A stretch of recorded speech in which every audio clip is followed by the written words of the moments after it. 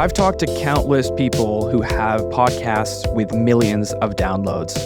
And one common thread that I have found between almost all of them that I don't hear talked about that often is the titles of their episodes. This episode is going to be all about titling your podcast episodes the best way possible. Welcome back to Oh My Pod, the podcast that teaches you how to automate and grow your podcast. My name's Justin J. Moore. I'm a singer-songwriter with 50 million streams. I write for the dance music industry and for Korean pop music. I write it in English and then they translate it to Korean. I don't write in Korean. I also am a social media content creator for the music world, and I have about 400,000 followers across social media for that. And on top of that, I'm the CEO of Podigy Podcasts, a company that specializes in helping coaches and experts launch growing podcasts that don't take them that long to manage. Okay, so this episode's all about titles, like I said before. Now, episode titles are something that I work really closely with clients when we onboard them and when we start launching their show, because it's something that's so easy to overlook, right? Like headlines are important everywhere. It doesn't matter what you're doing in the online world. But for podcast titles, it's even more important, because imagine that you are spending so much time on an episode. Well, not that much time, but imagine that you are at least spending like an hour of your time on an episode. And that just because you don't title it the way that you could have, you lose a huge amount of listenership. Because a bad title can make a massive effect on podcasting. There's a misconception that people who listen to podcasts just hit play on every episode of a show that they like one after the other. And there are a small amount of people who actually do that. But how I listen to podcasts, and I would consider myself the norm here, is I will go to a show every month or two and I'll scan through the recent episodes that I missed and I'll cherry pick out the ones that I like the titles of. Because the title tells me, is this going to be worth my time? Otherwise, I have other shows or audiobooks I could listen to. So the title is literally the thing that is going to get me to click on the episode. So I want you to think about that when you're writing your titles. If this was the title that was on your podcast feed, would you click it? Or your listener, would your listener click it? So I'm going to give you 7 actionable strategies. I guess I like 7 because I've done 7 a few times now, but it just happened to be 7. I'm going to give you 7 actionable tips, takeaways that you can immediately implement into your titling creation process, whatever you want to call it, so that you can make sure that you're getting as many clicks as possible. So imagine that your podcast is like a store, a physical store with a physical location, and people are walking by on the sidewalk and looking in the window. Well, your episode titles are what are sitting in that window. And if people don't like the titles, they're not going to walk into the store. So that's how I want you to think about this. All right. 7 things. Let's get into it. So the first thing that I want to talk about is something that I read on a Medium article of all things, which is called the 4 U's, which is something just to take into account whenever you're writing headlines for anything. Now, I saw it on Medium, but I think it was originally done by a guy named Michael Masterson. So credit given to him. The 4 U's. And I think 3 of them apply really, really well to podcasting. So number 1, it needs to be unique.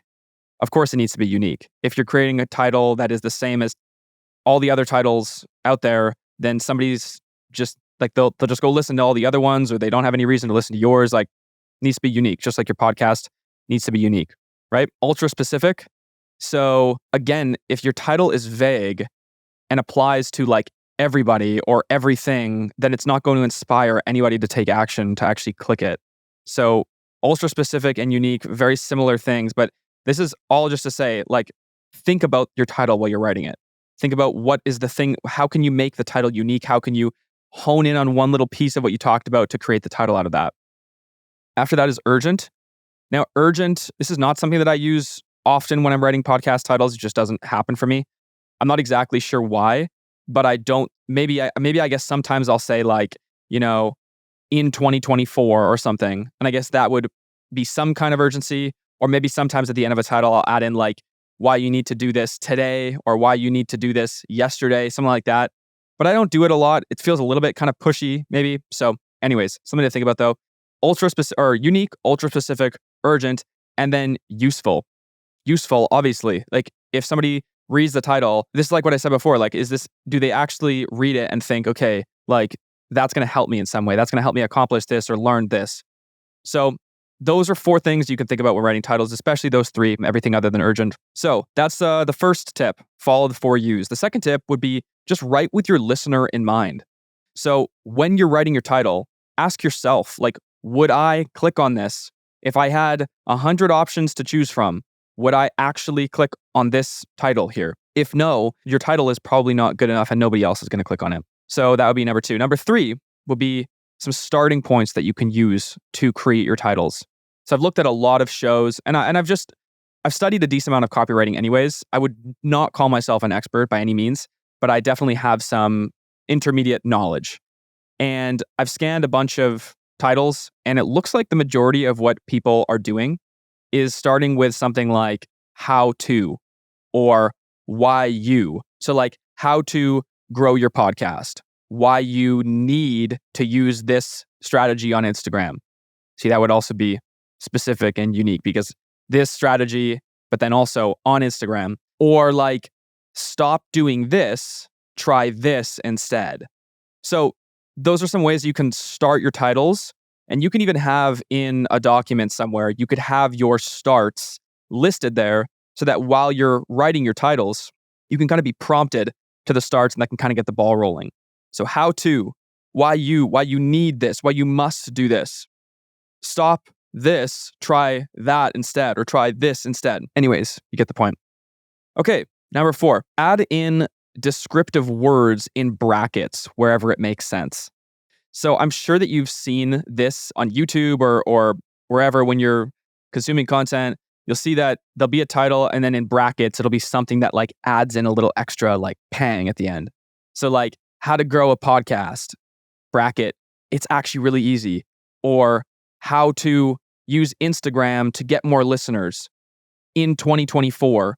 Or like you have never thought of this, something like that. You know what I mean?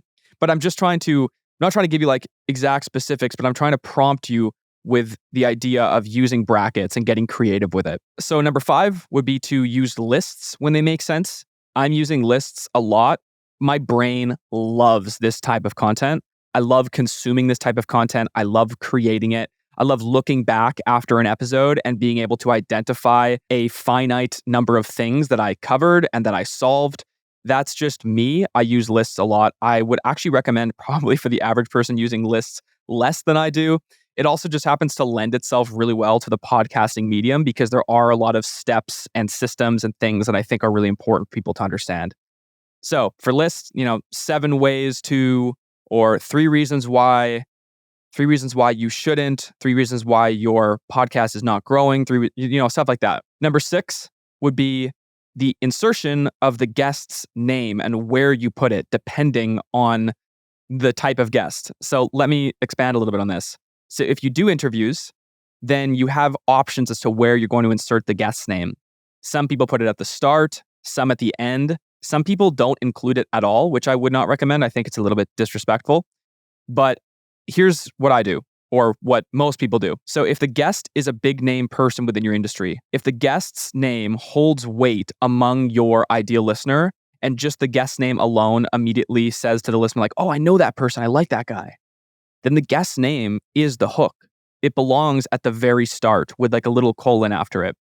So like, Justin Bieber, colon, then the title of the episode. But if the guest is not well known to your audience, maybe the guest is still well known, maybe the guest is still ultra famous in their own respect, but they're not famous to your audience. Like if you brought on a famous pickleball player, if you were doing a pickleball podcast, it would make sense to put that at the start.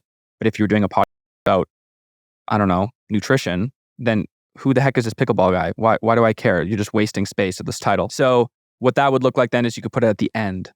And what a lot of people do, what I recommend doing is just adding a little like with at the end. So how to grow your podcast with John Doe, or why you need to be using LinkedIn to grow your podcast in 2024 with John Doe. Okay. So that's my recommendation for guest names. Now, number 7, last thing, small thing, but really is just an easy, like low hanging fruit, can help you add in some creativity.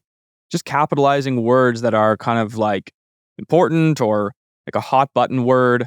So stuff like now or today, or how to stop snacking at night, or why you must stop snacking at night, or why you need to know this nutrition hack, something like that.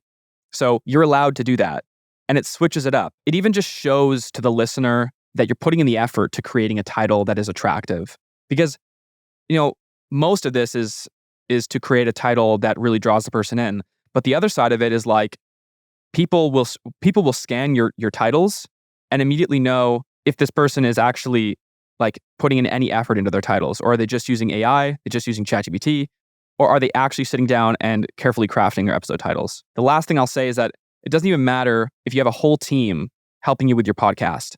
As the host, I firmly believe that you should always have a role in creating your title. And so much so that even the clients that we work with on our Done For You service, where they pretty much don't have to do anything, we still require them to create the titles. Because you as the host will know what the title should be. So do not leave your titling to your VA. Do not let your VA do that portion of the copywriting. They can do everything else, but the title needs to be, the title is just as important as the recording. So would you let your VA do the recording part? Probably not. That's supposed to be you. The titling, I believe, is also supposed to be you. That's my hot takes on titling episodes. As always, I do this podcast for free. I'm really trying to help people and give away as much of the knowledge as I have as possible. Obviously, trying to also grow the podcast, which will grow our business.